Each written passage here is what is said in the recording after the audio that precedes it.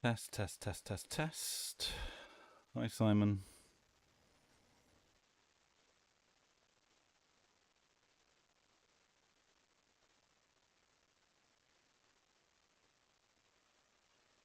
Oh, this is the first night I've had in a long time.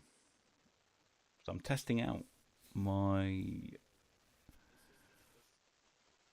new Altair Astro 130 EDF, the replacement one. And I've stuck my old 2600 colour camera on it. And pointed it at the Iris Nebula. I'm not sure how long I'll get. Taking 5-minute subs.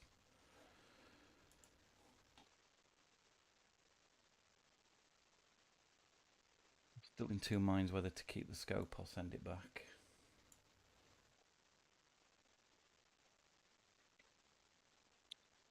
You're not imaging tonight?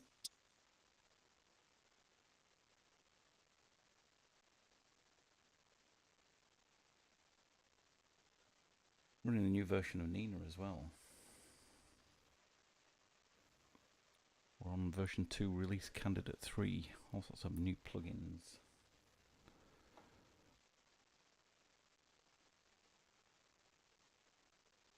I had a weird issue as well earlier, which I've never had before. So N.I.N.A was taking the image and then it was failing to basically download it. So I had to warm the camera back up, power it off, power it back on, recool it, and we seemed to be alright, but no matter what I did, it just wouldn't download the image previously, but we're cooking now.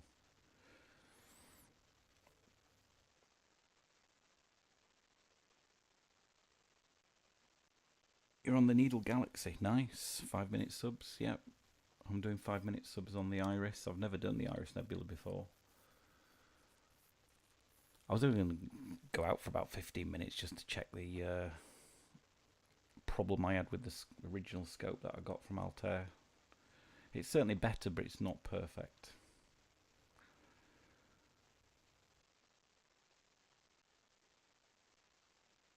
So what I was getting with the first one I got, God, it was so bad.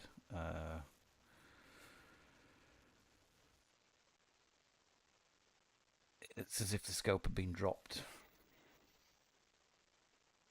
Tilt, not from the camera, but in the optical tube, was horrendous.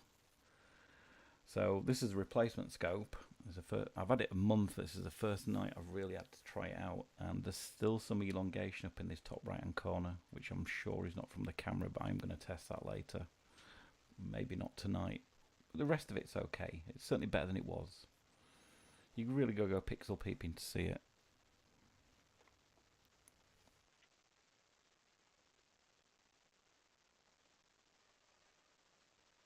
Feels odd as well, imaging in colour for a change after imaging in mono for about 6 months. So yeah, nice little change.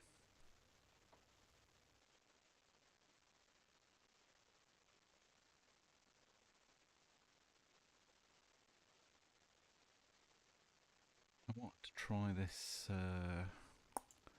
plugin. Basically, lets you connect to N.I.N.A over a web session and look. Yeah, it's working over a web browser. Quite a nice feature. So it shows like a timeline of what happened. So it says there it centered the target, took an image, took an image, took an image. Shows a graph with the HFR, so it's slightly creeping up, nothing I'm worried about there. And then a history of the images. Presume you can click on these, can you? No, okay. Yeah, nice little feature in N.I.N.A. Well, plugin in N.I.N.A.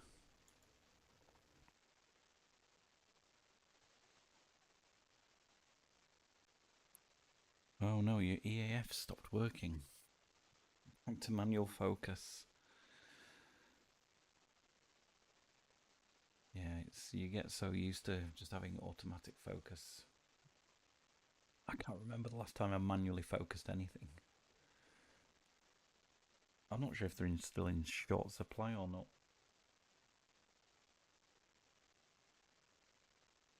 How many images have we got so far? The sequence. 4.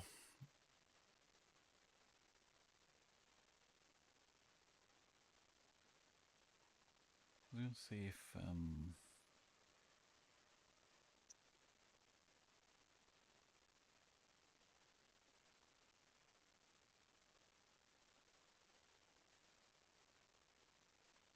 you've got to do right.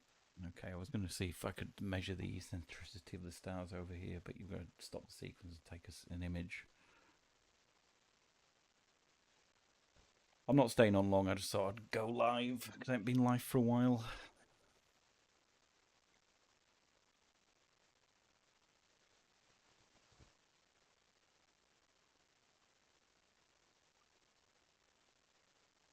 Forgot to use the rotator as well. So this is, well, I know my Esprit, your Esprit's got a rotator, but it's quite difficult to move. Let's say.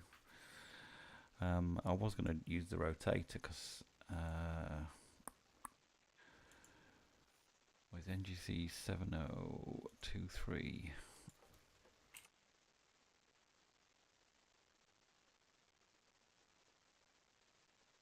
I think it measured it at 90 something degrees. I think it was around somewhere around there.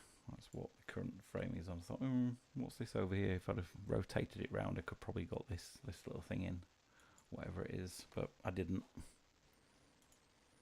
I was more interested in getting the images tested, to be honest.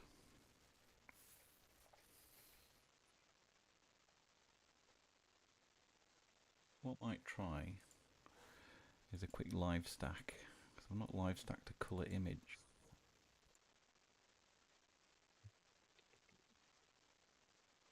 To here.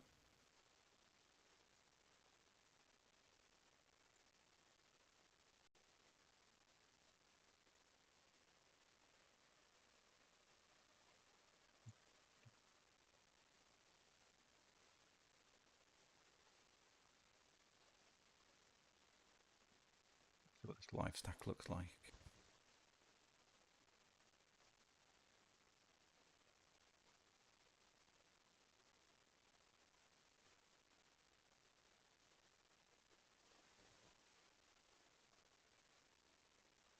Oh, it is quite nice. I had to buy an extra, well, a new counterweight for this thing because it's so heavy on my CGX. So I've got literally, what have I got on the counterweight side? I've got 2 5 kilogram ones that came with the CGX, and I bought a 7.5 kilogram one on. They're all on there, and it balances. Without the new 7.5 kilogram one, it wouldn't balance at all.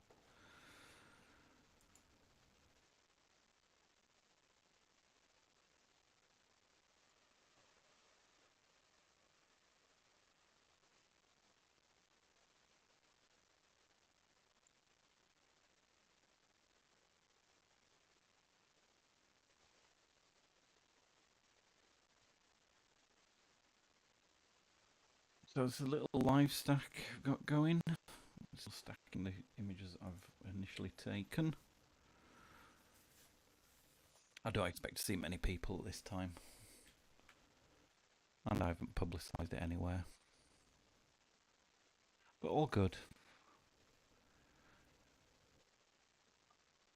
I'm not sure how long. What's the mean on those? 1397. Won't be long before it starts getting light. A couple of hours. Hey, Oxy Z. Good to see you. Thanks for dropping by.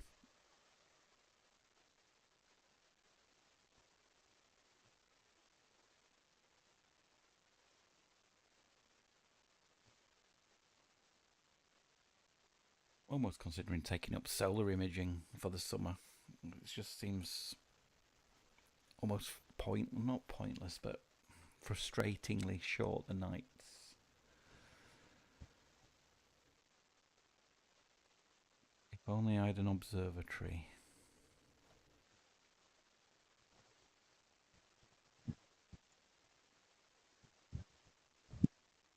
So I'm dithering my images. I always dither. I'll probably over dither, but let's have a look at this live stack. That trail, but this is only 5 images.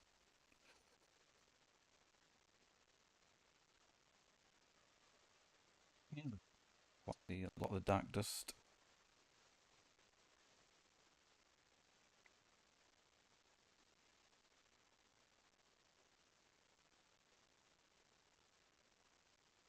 So, Oxyz, what is dithering? So, what dithering is in my plan, I tell N.I.N.A to dither every frame. A lot of people will do it every 2 or 3. There's no magic number. And what that basically does is after it's taken an image, it tells PhD2 to basically do a dither, which what that actually does is move the scope a few pixels left or right. There is actually patterns you can tell it to do. And what that does is it just moves the pixels ever so slightly off. So much so that when you stack your image, you won't actually notice that they've been moved. That everything will still be aligned. And what that helps with is combating the noise and any sort of fixed pattern that you have on your camera sensor. So if you run the same set of pattern the night sky all the time, what you'll find is that the same noise pattern occurs in the same pixels. So just by shifting it every so often, i.e. after every 1, 2 or 3 frames, you can basically make your images look a lot cleaner by dithering. It also helps if you're oversampling as well. So if your camera and your scope are not perfectly paired, if you dither, it means you can then drizzle your images, which is another thing you do in post-processing.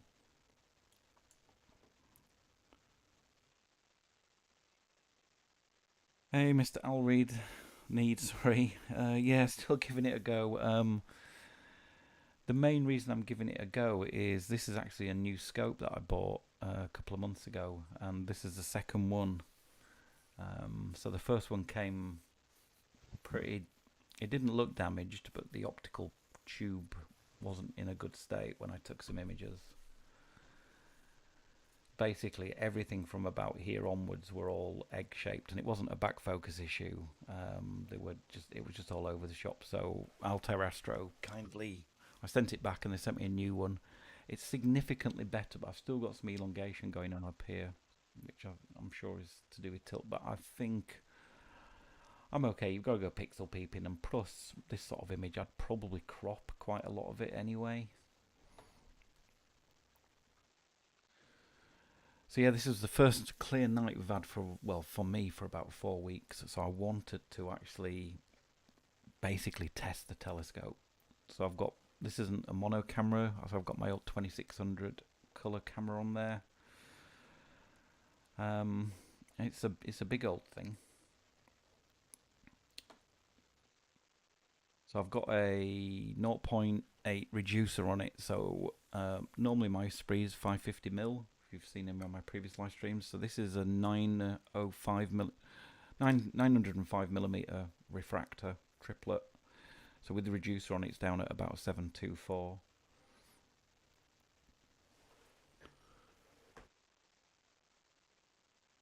I was hoping to get, get it on Galaxy season, but we're pretty much leaving Galaxy season now. So, but yeah, this is a nice close up of the Iris Nebula that I've never taken before.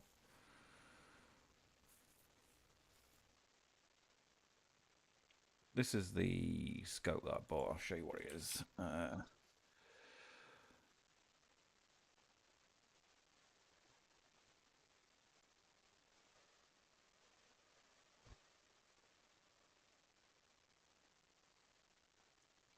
20 out. Okay, it's that one. So that's what I'm currently running.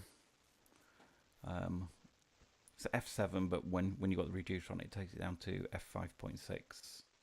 The picture doesn't do it justice. That thing is huge, huge, huge, huge.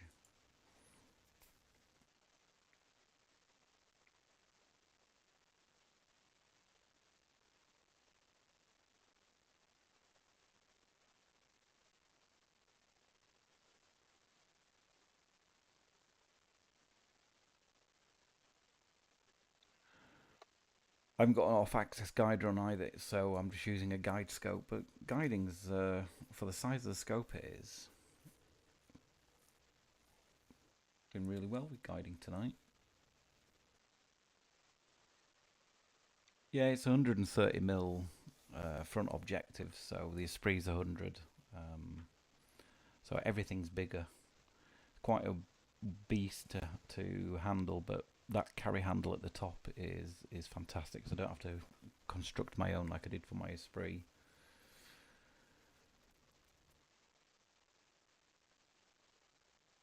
I was going to try and stick the QHY mono on it, but I thought 2600 hasn't had an outing for a while. Hadn't had a normal color image. I still need to try the antlia gold dual band filter that I bought at the Astro Imaging show. I've still not had a chance to try it. And this is a reflection nebula, so it wouldn't really benefit from anything. But this is a live stack. So yeah, it's looking quite nice. I don't know if I'm blowing the core out in the middle there a little bit. Oh, this is just a raw live stack. Whether I'll be able to make anything of this, I don't know, because as I say, this was pretty much a test night more than anything. I'm only cooling the sensor down to 0 degrees as well.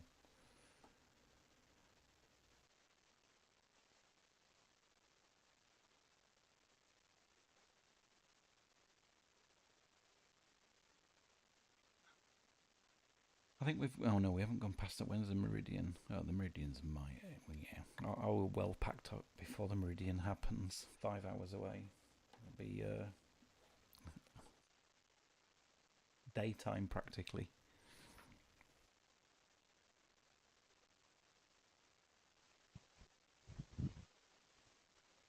Yeah, so this is my first real live stream using the new N.I.N.A version 2. It's still not officially out of beta yet. It's in what they call release candidate stage, so we haven't had an update for a few weeks now, so I'm hoping that release candidate 3 might be the last one and they'll actually release it after this.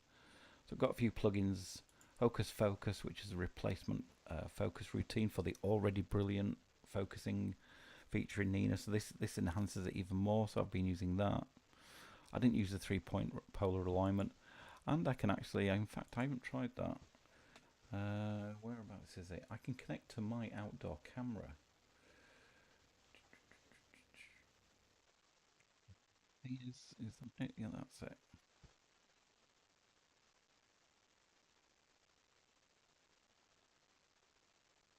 There we go. Let's have a go, see if it works.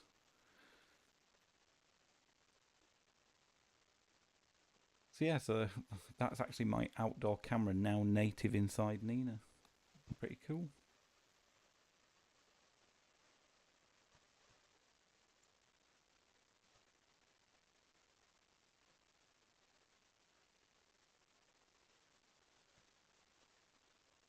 Well, the other plugins, exposure calculator, I haven't used that yet. And I was showing you earlier on the web session history, so I quite like that. It's it doesn't actually open the images. Basically lets you get a web browser onto your current session and your save sessions, so you can see what happened. So it gives you like a timeline of what happened, the images as they come in, and then you can literally see these. Nice little feature.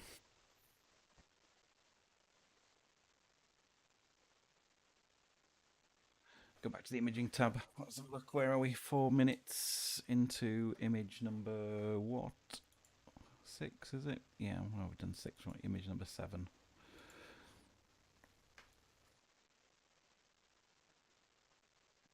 Yeah, thanks for stopping by. I'll appreciate it. I say I don't think there'll be many people in this time of night, but yeah, appreciate you coming by. Also got Astroberry and Stellamate. Don't know what to use yet. Yeah, I've tried both of those. So I bought Stellamate, which is just a glorified version of Astroberry with the iPad app that does make it a little bit more like the ASI Air. But I did mess around with Astroberry for a little while. Never actually took any live images with it, just mainly having to play with it in the background. Um,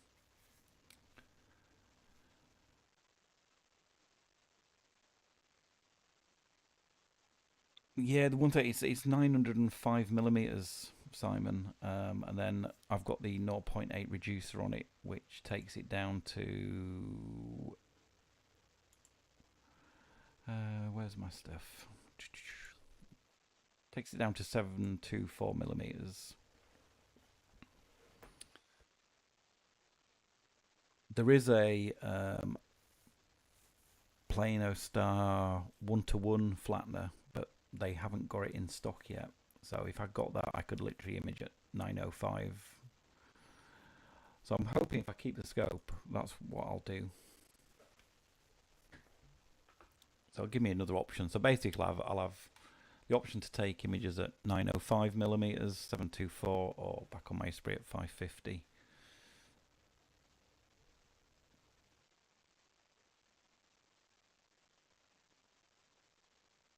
The auto-aligning Selimate is nice.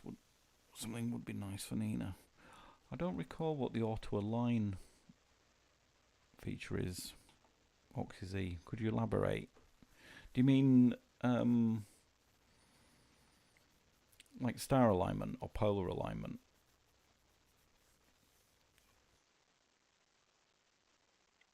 I'm just going to keep an eye on this weather. Paranoid about a sudden rainstorm because there is. Oh, we've got some clouds coming, but not for a while yet. So let's have a look at this live stack. Anybody's just joined us, I am taking images of the Iris Nebula on my new telescope. Call this dark. Dark clouds here, nice. So it's an image I've never taken before, the Iris Nebula. It's a reflection nebula, so I've got no filters on it. So I'm just using my 2600 colour camera. And this is currently a live stack of just 7 images, 7 5-minute images. It's a live session.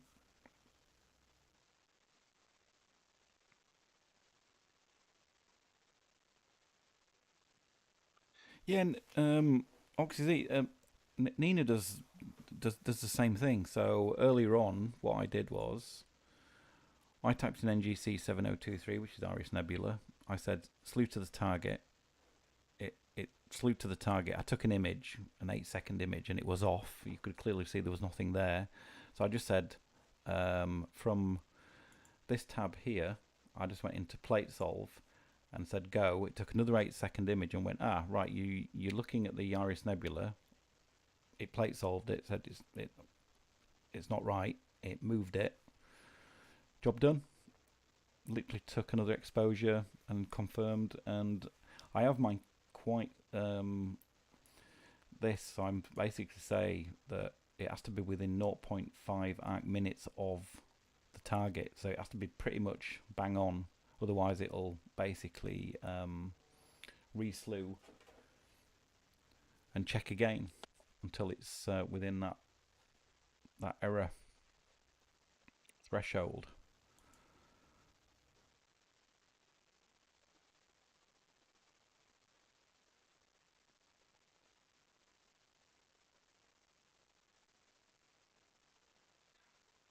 Let's go back to the image.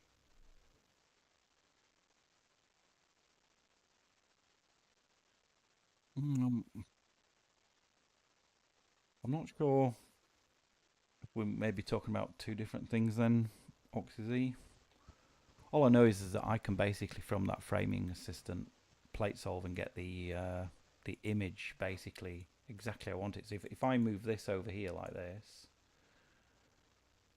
I could literally get that exact frame in N.I.N.A just by plate solving it, and it would just move and just sync it and move the scope to there. So again, if you want to do anything silly like if I brought this down, say here, just say of some random part of the sky, some interesting dust there. You could just take literally N.I.N.A would go to there and image and put me exactly there within 0.5 arc minutes of it, which would be pretty much bang on.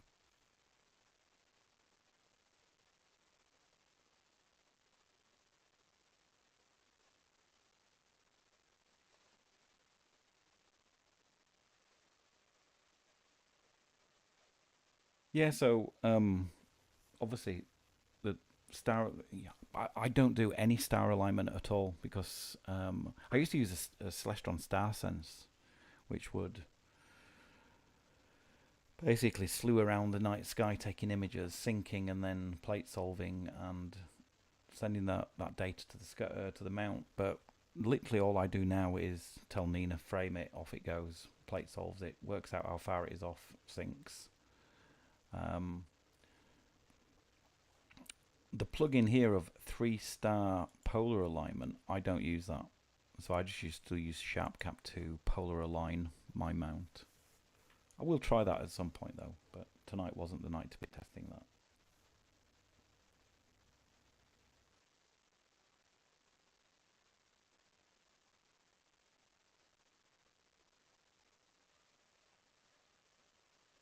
Let's have our live stack. So this is the ninth image. It looks like it's just coming in the background.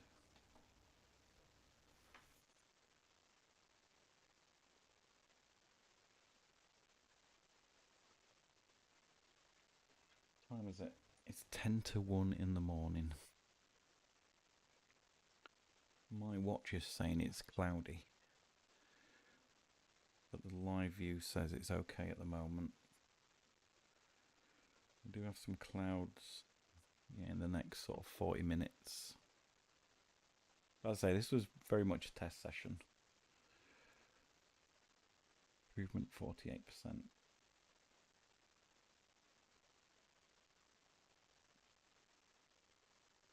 Ione, thanks for dropping by. These are 5-minute exposures, and I'm currently on. Done 8 so far. Very much a test night. If you weren't there at the beginning, just testing out this new scope I bought. What's the HFR doing? Actually, it's hanging on to it fairly well. 272, 274, 273. Yes, I'm taking 5-minute exposures, 2600 MC color camera, 100 gain. I've only got it cooled down to 0 degrees.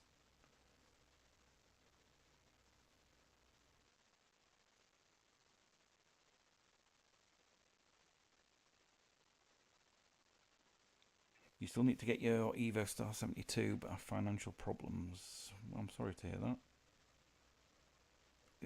Yeah. Astrophotography and astronomy is an expensive hobby, so, make sure you don't spend money on things that you shouldn't be spending on where, I'd hate to think people would sacrifice things to do their hobby.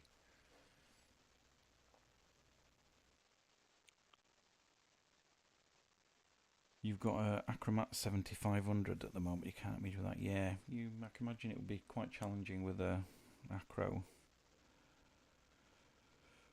Yep, cheers, Simon. Catch you soon. Thanks for stopping by.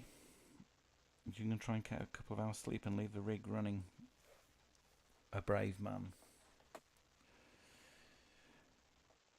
Yeah, thanks, Ernie. So, yeah, I'm live stacking it in PixInsight. So, what's happening is outside I have an Intel NUC which is attached to the rig, which is what I'm remote controlling here. And then as a file's dropped onto the NUC, actually a process sends it over to my PC that I'm on here, which then picks it up and live stacks it. So this is just literally a very raw, primitive live stack that Easy Processing Suite has to get a quick idea of what the data is. Obviously, I wouldn't keep this. I would stack it manually afterwards, but it's good to see whilst you're imaging the sort of data that you're getting through. So it's not looking bad actually for what, 9 images.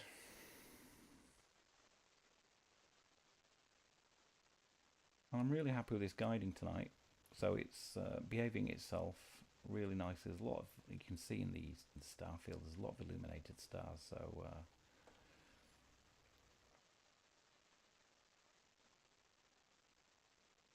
that might be slight. Well, I'm going to say it's not, but they often say PhD2 works better with slightly out of focus stars. This is quite sharp in focus, and I can tell from the HFR. But it's doing a good job. I don't think it's gone above 0.53 all night. Who said you can't guide a CGX mount?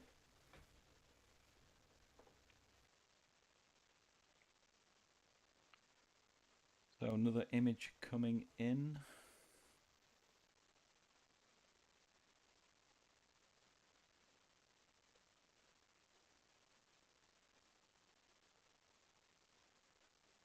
So, this is a question. If you plate solve stars, do you need to still point your telescope north? I'm not sure what you mean. So you can plate solve pointing anywhere in the sky. The only time you need to put your telescope north, if you're in the northern hemisphere, is when you're polar aligning. So here's what I do on a night. So after I've set up, it gets dark, the very first thing I do is polar alignment. And I use SharpCap to do that. And that just involves a very, very simple sequence of altering the alt and as adjustment bolts, following some on-screen instructions, moving stuff around, and then finished polar alignment. Then what I do is when it gets dark or darker, I'll start up N.I.N.A and I will basically choose a target, tell it to slew to it, hit plate solve, and then it will go, right, we're off, but I'll move the scope to where it should be based on where I know you're pointing now. And that's it. So, to plate solve, you don't need to be pointing north. You can be pointing anywhere in the sky, as long as it's got a clear image sky and enough stars in the field to do the plate solve. Because that's all it's doing. It's basically taking an image and saying that image is the following coordinates. Your scope is pointing at these coordinates. They don't match. So what it basically does is say, right, your scope's here. I've plate solved it. I will send those coordinates to the mount to say, forget what you think you're pointing at. You're actually now pointing at this. I hope that makes sense. I'm not very good at explaining stuff like that, but that's effectively what plate solving and syncing to the mount are doing.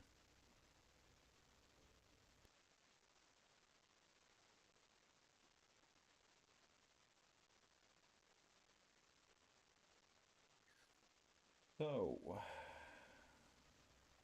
the sky is actually still getting a little bit darker.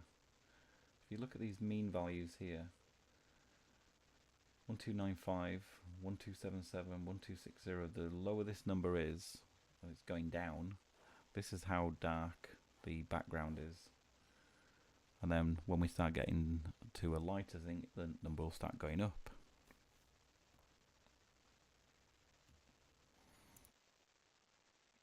I mean, start position before you start N.I.N.A, but you've answered that. You do polar align, yeah. Yeah, the very first thing you should be doing is, once you've set up, is polar aligning before you do anything else. And then don't move it.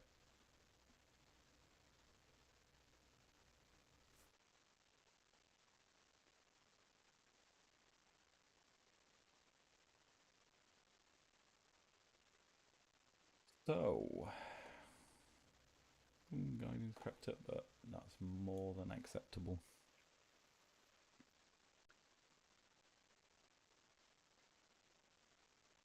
What I'm going to do, guys, is I wasn't even planning to go live tonight. I just thought, I haven't been live for a while. This seems to be working okay. Anybody drops by, absolutely fine. But I'm going to call it a day at 1 a.m. in terms of the stream.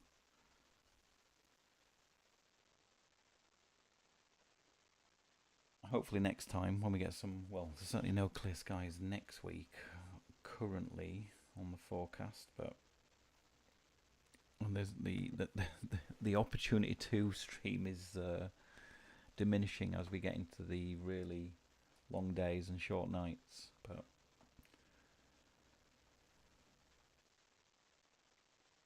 It's 2 a.m. where you are. Okay, you must be 1 hour in front. It's definitely 0058 here at the moment.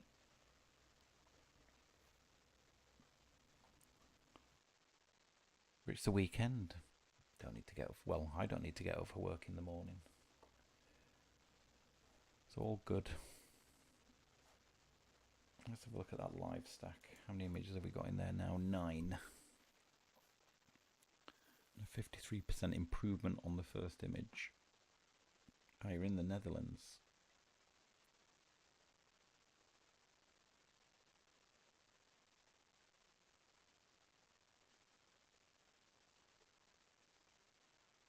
Yeah, quite a nice reflection nebula. There's a lot of dust lanes, a lot of dark dust out here, so whether I'll be able to get anything with the short amount of time I'm going to get on there, I don't know. So what have we got? We're fast approaching 10 5-minute exposures, so 50 minutes. I'll still process it and see what it looks like.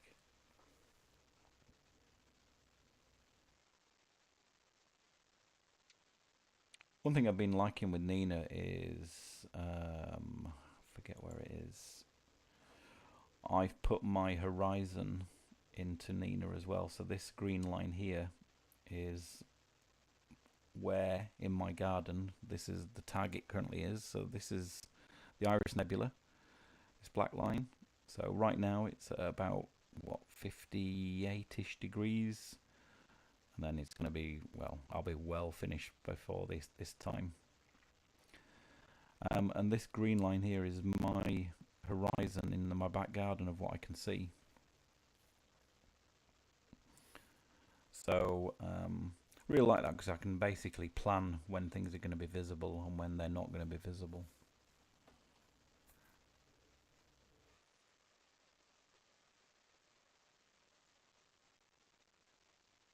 I also put it into Stellarium as well.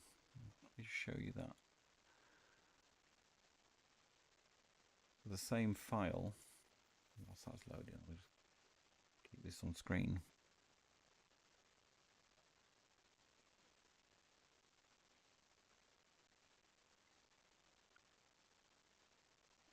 So you'll see I've got what looks to be quite odd in Stellarium.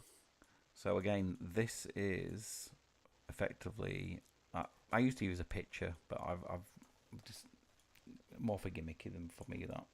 So I've just basically mapped my horizon as well in the back garden. So this is the same file that N.I.N.A was using. So that's where we're currently pointing. And these are trees. Again, all useful stuff.